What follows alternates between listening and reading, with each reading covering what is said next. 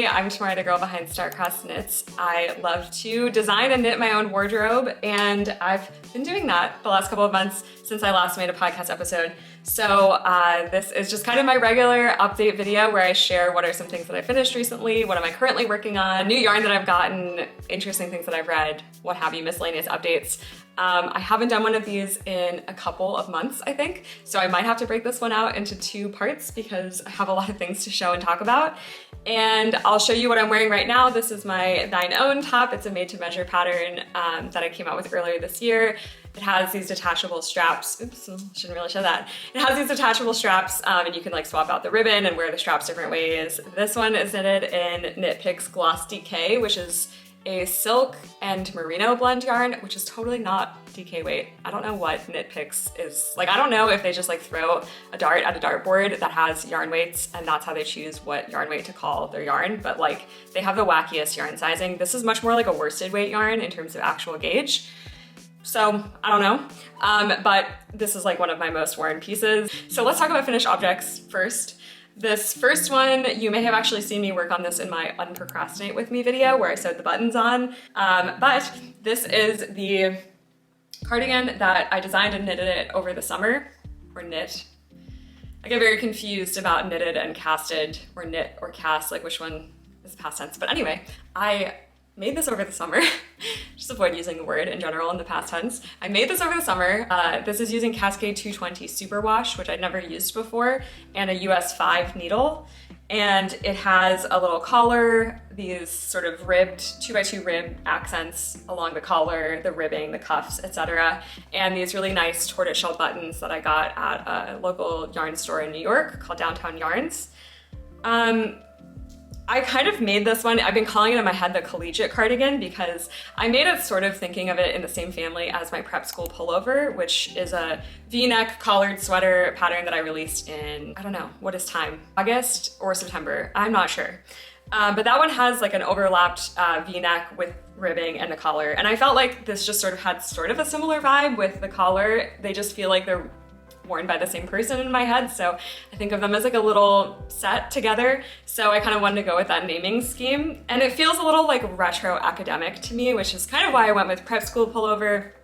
Plus, like, you just gotta give in to alliteration every now and then. So I felt like collegiate cardigan just sort of like fits that vibe. I also have a V-neck vest that I made last fall that has similar elements that maybe I'll one day make a pattern for. I'll have to think of some academic related word that starts with V, I guess, to name that one. So anyway, this one I actually have sort of mixed feelings on. I'll show it to you, like I'll put it on so you can see.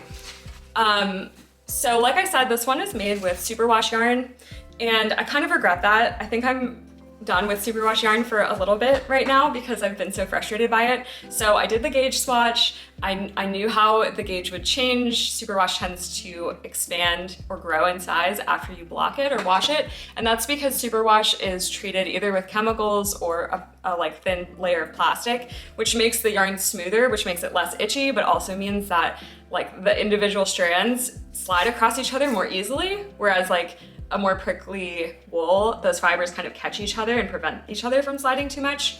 So when it gets wet under its own weight, there's nothing like holding the strands next to each other so they can just slide, aka stretch out of shape more easily. The reason that I've liked to work with superwash yarn is I have really sensitive skin, and I don't know, the best wardrobe is one that you actually wear. So that's why I've tended to gravitate towards superwash a little bit. I know that some people have concerns about sustainability. That's a whole can of worms, but like I said, I think the best wardrobe is one that you take care of and wear a lot. And for me, that often means superwash yarn because it's something that I'm comfortable wearing, and that means I'll actually wear it. So, but the downside is that gauge with superwash yarn can be pretty annoying because it will change from blocking and not, and it will also, you can throw superwash yarn in the dryer so then it can shrink back up. And it can just be a little bit hard to figure out exactly like where is your gauge going to land. So I found that this one ended up being a little bit smaller than I was hoping for. I also I don't know why, I didn't add as much upper arm ease as I had intended to. I think it actually looks cute, like now that I'm looking at it here, but I did want to add a little bit more. And then this also shrank a little bit more in the dryer because it had stretched out a ton, so then I threw it in the dryer, and I think I need to add a little bit more length to the collar because it has a tendency to like pop itself up a little bit because it's not quite long enough to like hold itself down. I also wish that I had made it just a tiny bit longer. You can see it's really cropped. It's like right at my waist. So that was just for a dumb reason. I ran out of yarn and I didn't feel like having to wait to order more. I think if I were to do it again, I would make this probably 2 inches longer. Okay, but I added the button band on top of this, and then I added the collar on top of that. So I'd have to undo the collar and the button band, and then all of this ribbing to add a little bit more length. And that's just a little bit more than I feel like doing right now. The other thing that I had wanted to do was maybe bring up the rounded collar a little bit more. I wish this were a little bit closer to my neck when it's closed, so not quite as deep. I wish it were like up here more, and part of that is because I wanted to add one more button and be able to wear this up as well, almost like a mock neck or a turtleneck, just because I think that'd be a really cozy way to wear it in the winter, where you can get a little bit of like neck warmth and protection. So I'd like to add one more button up here, but I think this collar is just a little bit weird for that because I guess you can see it's very deep. So that is like a regret that I have about the shape of this one so far. Overall though, I think it's honestly quite cute, and I think that this will be one that I wear a lot with like dresses especially. I think since it lands at your natural waist, I feel confident in things that emphasize my waist, so I like to wear layers that hit there. So I think this will look really cute with dresses when I want like a little collared cardigan moment on top of it, but I want to still be able to highlight my waist. Oh, another thing that, like the final fabric of this is actually, it is nice, and I do find this yarn to be quite comfy and not like plasticky feeling like some superwash can feel. So I'm actually quite happy with that, and it dried really nicely in the dryer too. I think that if I were to do it again, I would make this a slightly chunkier weight yarn too. I think I'd go up to maybe like an Aran weight because I like the idea of just having a little bit more bulk and having it feel, I don't know, just like a little bit more solid of a cardigan, if that makes sense. Like give it a little bit more structure. I think especially because it has this sort of like retro silhouette.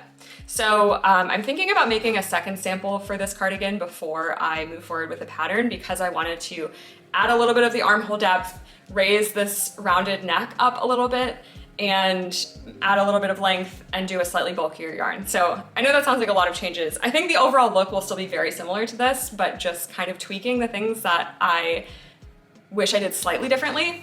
I'll definitely still be wearing this one a lot, but I'm thinking about, and if you watch my like fall inspo video, I'm so obsessed with like a dark chocolate brown right now. So I have in my head this vision of like a slightly more oversized and bulkier version of this in like a deep chocolate brown. I think that would be so cute with like jeans and corduroys, and still very cute over dresses, but more of like an oversized look than this.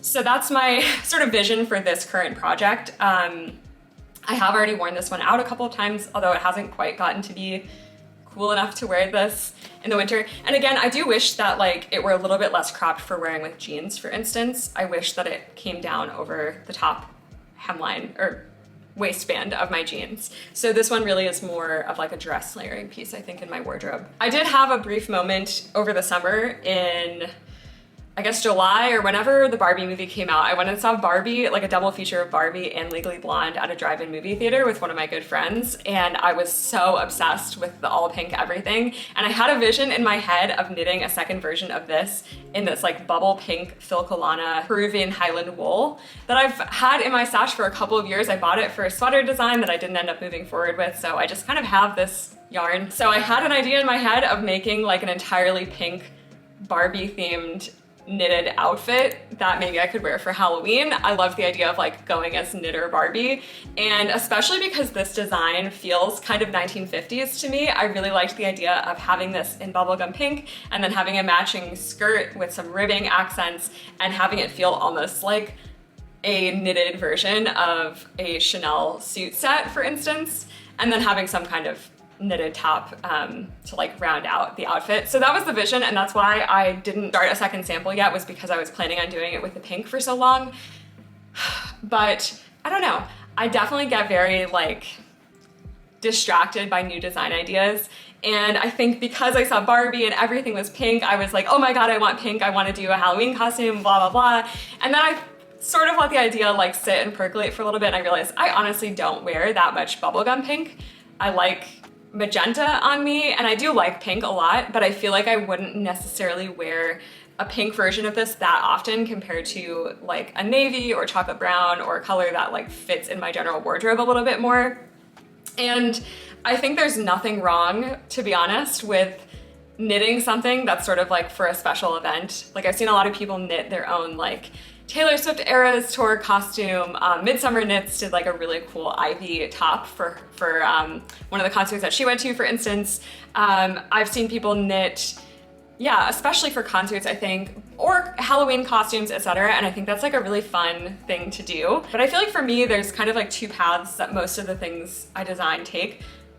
I'd say 90% of the things that I make, I'm like, I really want this in my wardrobe and I have a need for it, and I have all these outfits that I could wear, but I'm just missing this one knitted thing that I want to make. And that sort of drives a whole category of knits. And then the other one is sort of like seeing through some creative expression idea that I have. But this Barbie one sort of didn't really fit into either. It wasn't like, I found the idea in my head compelling, but it wasn't like, oh, I really need to creatively express some vision I have with this. It's like, I can already picture it, like someone else could make it.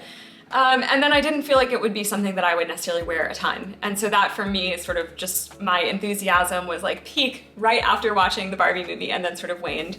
And my friend that I was staying with when we watched the Barbie movie together, I had been telling her about how I feel like I struggle sometimes with seeing some of my designs through to completion because I get so distracted by an exciting new project. And she like literally got to see that happen firsthand, that I saw Barbie and was like, oh my God, I have to stop everything and cast on a pink project immediately. And thankfully my yarn wasn't with me, and that sort of like stopped me from doing it. But yeah, so that's why this one has been on hiatus or snooze for a little bit, but I think I have an idea of what yarn I'd like to use for my next version, so I want to get the ball rolling on that, especially as it's getting colder out. I have some other cardigans on my needles right now, so that's why it hasn't been like, again, the number one priority, but I don't know. I'm still very excited about this design, and I feel like I want a more oversized one in my wardrobe, so that is a compelling reason for me to get it together and work on it. Okay, so speaking of Barbie, the next finished object I have to show you is also, this was in my like Barbie mania. So I knitted my first sock, and now I realize how goofy hand knitted socks look when they're not actually on a foot. I feel like they just look so odd, but anyway, so this one is using this yarn. Sorry, this ball looks like a disaster right now, but this one was called Zauer Ball by Chopin something. So I casted this one on right after I saw the Barbie movie. I then went to stay with a friend in New York. We went to Downtown Yarns together. I bought this yarn because it looked like Barbie. And the friend that I was staying with also loves to knit. That's how we met. And she is really into sock knitting right now. If you watched my Things I'll Probably Never Knit video, I talk about how I'll probably never knit a sock. People change, okay? So I would say I was never like anti-sock, but I was very, whatever the opposite of sock curious is, I was like very sock resistant. I think I just felt for a long time like I know how much effort goes into making something by hand, and I just don't value socks in my wardrobe very much. Like I've never been, some people are like funky sock people. I've never been a funky sock person. I've never cared about socks beyond like my feet are cold. And I have a lot of wool socks anyway. My mom always gives me wool socks for Christmas. So I just felt like I just didn't really have a need for socks in my life. So I also think a benefit that people say about socks is like you can bring them on the go with you, but not to be so lame, but like I don't go that many places that I really need to bring my knitting. I think if I were in school or if I were working in an office and I wanted a little project that I could bring in like my school bag or my work bag, that would make sense. But you know, remote life, like that is just not really something that I've needed. So I felt like that element of it didn't necessarily appeal to me, or like wasn't a good enough reason for me to cast one on. But I feel like I now see how socks can fit into my knitting life, I guess. I told you how I get really excited and distracted by new projects. So I think this has been a big problem for me, especially with my own designs, because I love having a new idea. I love thinking about how I'm gonna do it, you know, making the sample, etc. I don't love formatting patterns. I don't love grading. I don't love the like administrative work that comes with creating a pattern. I got into this rhythm where I do like 85% of the grading before I cast on the project. And that's for a couple of reasons. One is like, front load the boring work before I get the satisfaction of making something, because that way I'm like more incentivized to actually get through the boring stuff. When I make a sample before I've done any grading, it's so hard to get myself to like look back at what I did and then try to convert that into a pattern, and I hate to do it. Like, it's not fun. So that's one reason. And then the second reason is I want to make sure that I'm actually like making design decisions that scale well in terms of grading. Like, I don't want to, I don't know, choose a stitch pattern. This hasn't happened to me, but for instance, you could choose a stitch pattern that makes it like, you know, it fits perfectly in your size, but it's hard to scale up or down because if your stitch pattern's like 50 stitches wide, that just gets complicated. Or it just becomes such a headache to think about how to work something into different sizes that you end up bailing on the design altogether, even though you already put all this time into designing it and making the sample, etc. So that is another reason why I now try to grade and do like 85% of the work before I make the sample. But there's still some like, you know, I feel like I leave some open questions when I'm grading up front still of like, how will you fit all those increases within this armhole depth? Or like, you know, for different sizes, or like, I don't know, random miscellaneous things that are like the final mile that I need to actually get this pattern to testers. And I procrastinate on that because it's not fun. So I kept getting into this cycle where I would be like, okay, I'm just about to finish with this pattern or design that I've been working on. I want to cast on a new one, but I have to do 85% of the work for that one before I can start knitting it. And so then I do all the work for that one, but then I've like used up all of my willpower to do that kind of work on the new one instead of finishing the one that I just finished the sample for. And then I'm just stuck in this endless loop of getting like 85% of the way through a billion designs because I'm just constantly trying to start the next one. So that's been a big problem for me and something that I'm trying to work on because I don't know, I would feel a little bit like I have so many design ideas. I would feel like I don't want to not waste, but like use up my knitting time, my yarn, and my like physical energy in knitting other people's designs instead of seeing my own designs come to fruition, because like that's very meaningful to me.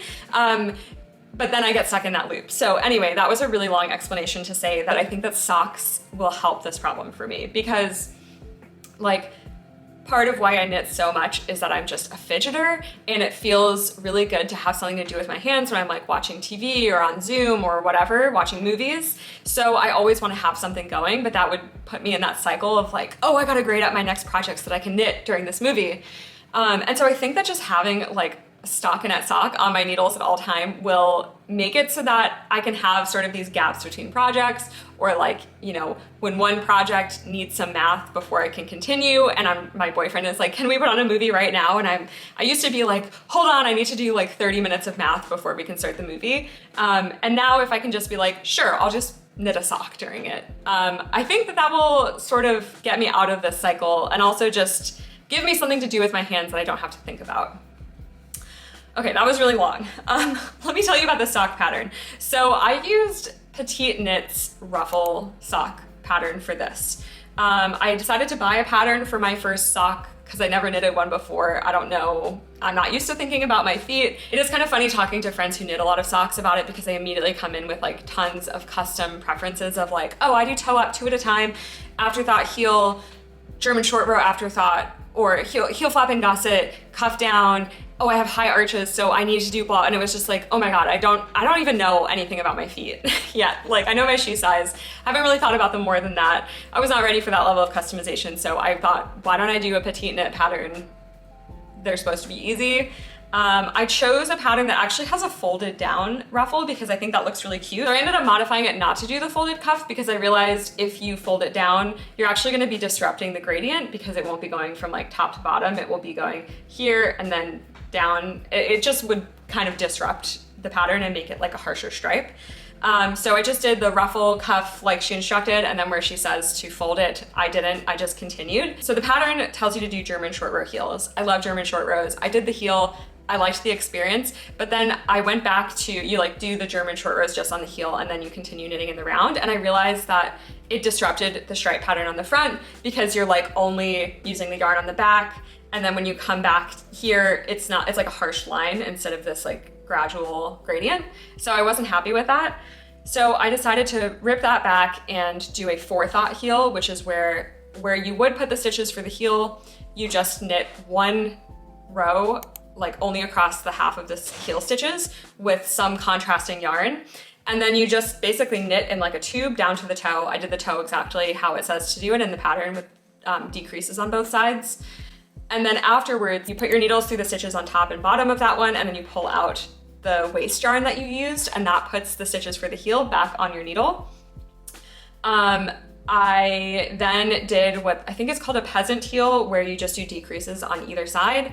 And that lets you keep this gradient in the front, and then you have kind of like a mini bullseye gradient on the heel.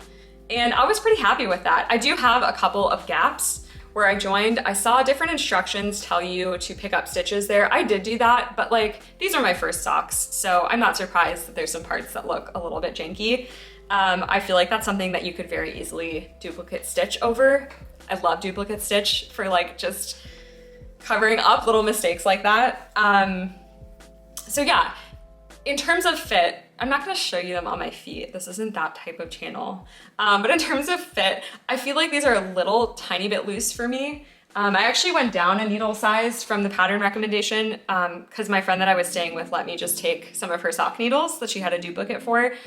I think these are size 1, which is 2.25 millimeters.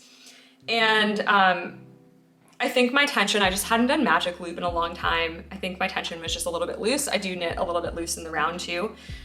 So the width is a little bit big. I might try throwing these in the dryer once I finish like weaving in the last couple of ends and see if that helps like snug them up a little bit. But overall, I'm pretty happy with them. And I think I find them pretty comfortable. I like that there's not anything on like the heel or foot. I'm very sensitive to feeling like I don't think I could knit all over lace socks, for instance. I think I'd be sensitive to feeling texture on the bottom of my foot. But I feel like these seem pretty fine. And I also found a table online that tells you for a forethought heel, like how long after you do that line of where you want to put the heel, how far after that do you start the toe decreases based on shoe size. So that was really helpful. And I really liked that I could just knit in the round mindlessly for a really long time without having to worry about shaping and like trying it on as I went, etc. So I really liked that. I have already cast on my second one. So I feel like I'm fighting against that like second sock syndrome. This is definitely going to look different. They are going to be sisters and not twins because I guess I started at a different part in the gradient. So that's kind of a funny thing about gradient yarn, but I think that will be cute. And I actually chose this yarn, like I said, I was inspired by Barbie, but I was thinking about in that like fully knitted Barbie outfit of also having these socks that I could wear underneath like platform heels or something. I still think that would be very cute.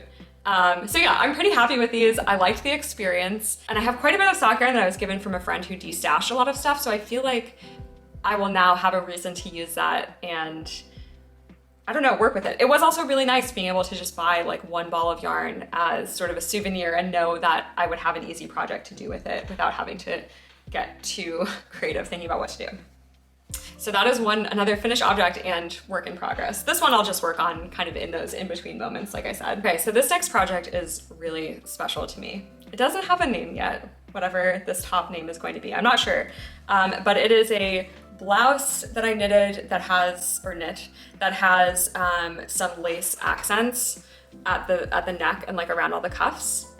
And it buttons in the front, kind of like a little cardigan top almost, and it has little cap sleeves. So I'll add like a video or a photo so you can see what it looks like on.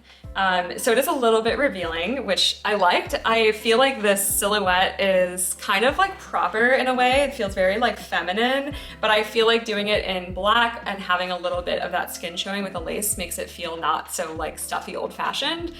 It does give me a little bit like early mid 2000s vibes with like, I feel like there are a lot of lace accented V-necks going on.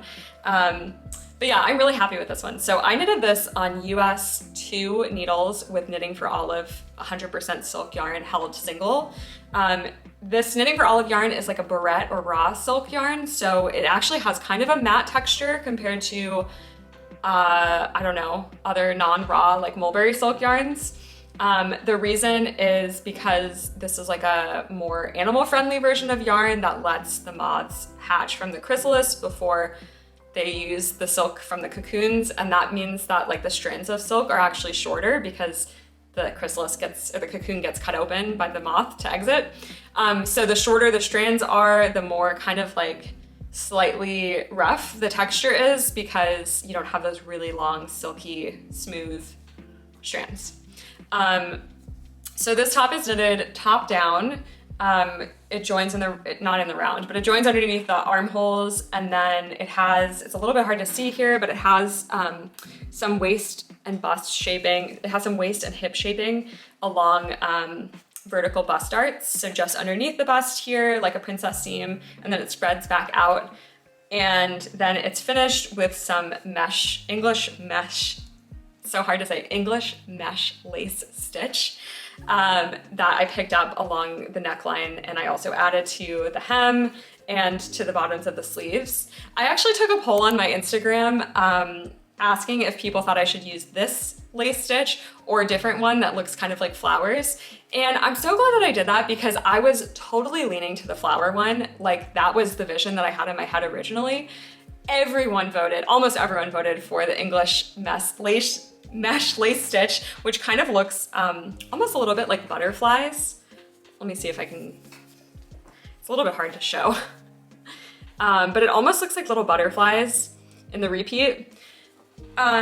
So I'm really glad that I asked people, because I ended up going with like the crowd favorite, and I can't imagine this top any other way. Like, the other one that I was choosing between is just sort of like more of an eyelet look and less of an open lace. And I think the open lace adds so much to this top. So I'm so happy that I went with people's wisdom. At the end, I wasn't sure if I was going to do like an I-cord edge, but I ended up going with a picot edge, which I think just looks, I mean, you can tell I love picot, but I think it just looks so good, especially in this like black fingering weight yarn. I did this with a crochet hook. You can also add a picot edge with knitting as like a bind off, but I find that it just looks a little bit messier to me. And I really like the structure that a crochet picot edge adds, which is also something that I did here. For knitting, I don't really like the picot bind off, but I like a picot folded hem, which is just using a slightly different technique. So yeah, that was why I went with that. And then I also, doing it with crochet, another benefit was that it meant that when I went around and got to where I wanted a buttonhole to be, I could just crochet a little loop as part of the lining or the edging, and that would be for my buttonhole. And I used these shank buttons just that I got from Joann's like forever ago. These were left over from a different project. So in terms of the fit for this one, I'm so happy I went with this fabric. Honestly, it took me quite a while to knit this. I don't really time how long my projects take, but I was working on this off and on through, I guess, the whole summer into August. Maybe, I'm not sure.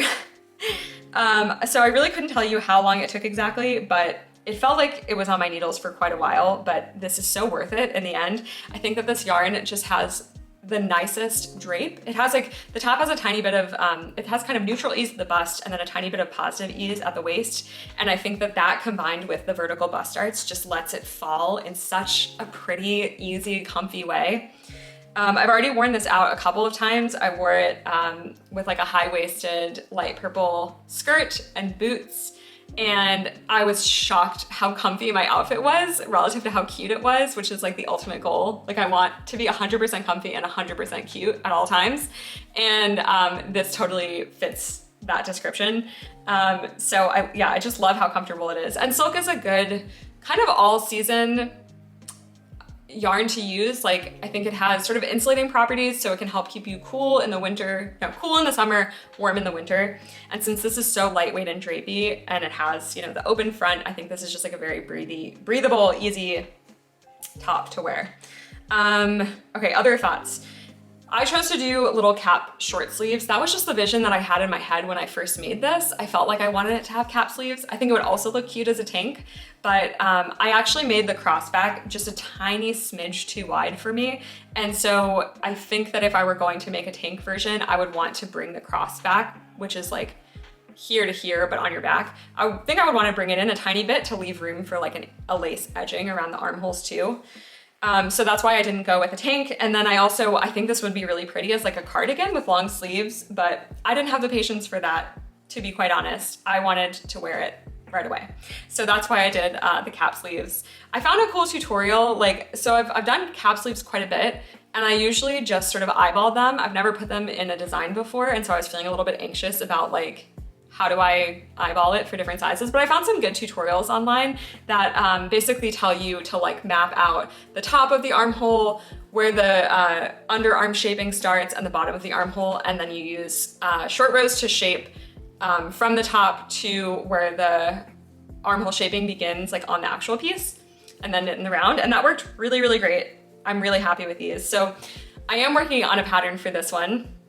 I'm 90% of the way done with it, but I did the only changes that I made from the sample is I did bring in the crossback just a tiny bit, because I feel like when I wear it, it does pull in, it does sort of settle at where my actual sort of shoulder points are. And that means that there can be just a tiny bit of excess fabric here, which can make this lace at the neck, just around the very back edge of the neck, not lay as flat. And then the other thing that I would do is I would pick up fewer stitches along the back of the neck for the lace too, to account for the fact that you're going around a curve. So that lace on mine sticks up a little bit instead of laying flat. It doesn't bother me enough to redo it on mine at all, but that is something that I'll tweak a little bit for the pattern, I think. And then the other thing that I was kind of debating about is I wrote the pattern up where every top would have the same depth of V-neck, which is what I have on mine, which is 8.5 inches. But then I thought about it, and I feel like maybe it makes more sense for the V-neck depth to be relative to your armholes. Mine is a little bit lower than my armholes because the armholes don't have a ton of ease because of the cap sleeve.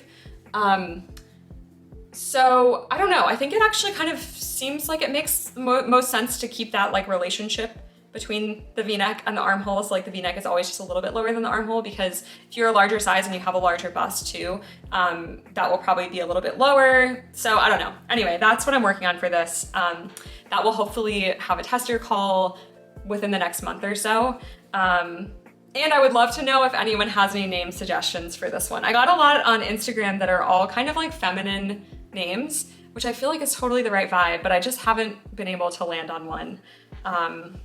So yeah, I'm really happy with this one. I feel really good about it. I do have some mixed feelings about lace. I feel like I should make a little graph about my emotional journey with lace. The first row of any lace pattern, I'm what the hell is going on? I can't remember where I am in the repeat. I can't remember what I'm supposed to do next. I don't know what's going on. I don't understand what's on my needles. And then 2 rows in, I'm I don't even have to look at the chart or the instructions. This is so intuitive. I know exactly what should go where. This is amazing. I love it. And then 1 row later, I realize I missed a stitch somewhere and things don't line up and I don't understand what's going on. And then I'm I hate lace again. And then I finish it and I'm this is beautiful, I love lace. So it is truly a roller coaster for me. I don't know that I yet want to commit to a fully laced project, but I actually had I had lace as one of my 2023 knitting goals. So I'm glad that I got to check it off the list with this project. I think I definitely see myself adding more lace accents to things that I knit, and maybe one day I will do a fully laced design, but not yet. So that's the status on that one. My camera is low on batteries, so I'm gonna save, I have 2 other works in progress and 1 other finished object that I love all of them. So I'll save those for the next episode, but I did want to show you some new yarn. So I've gotten basically addicted to buying cashmere sweaters at the thrift store and unraveling them for yarn. So I showed this color in my fall inspiration video, but here are all of the hanks together from a cashmere sweater that I unraveled. And then I also found another cashmere sweater in this really vibrant red, a lipstick red. This one is even nicer cashmere than the blue one, so it feels so good. And then I found another red cashmere at Goodwill for $5. And this one is more of a deeper blood red, which is actually what I really was looking for. So I'm definitely gonna unravel this one too. And I'm planning on using all of these yarns to work on my knitting machine. So I did a little swatch with the blue, and it is kind of a lightweight fabric on the gauge of my knitting machine, but I think that will make a really pretty sort of drapey top, I'm imagining. And then this red one, I haven't had a chance yet to put it on a cone and swatch it up, but I'm thinking maybe a top with this kind of silhouette I think would be really pretty in a lipstick red.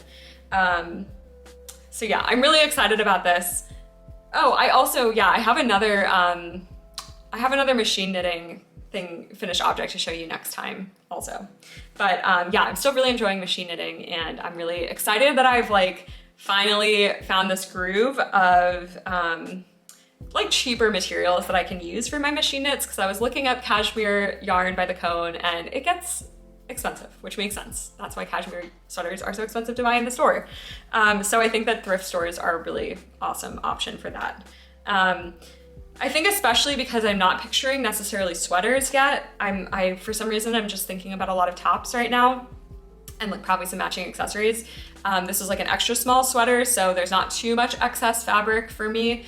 I was trying to look in the men's section, but for some reason the men's section of my local Goodwill is like 1/8 the size of the women's section and basically only has flannel button-down shirts. So I did not find very much there, but yeah, I've also gotten way more efficient. I don't know why I didn't look up a YouTube video on doing this. I love YouTube, but sometimes I just forget about it. But I've gotten way more efficient at unraveling these. For a while, I was like, stitch by stitch, and then I finally realized there was like a particular place I could snip it and then just like the whole seam would fall apart. So I may make a video of me unraveling this one if anyone else out there is like looking for guidance on that. Honestly, I find it to be such a satisfying process. Like I just sit down with my little lamp, put on a TV show, get going. I think that's everything I can get to today. I am feeling so excited about fall, both cozy things and still leading into this sort of like dark romantic vibe. I am obsessed with a work in progress that I'm working on right now, so I'm very excited to show it to you in the next podcast episode.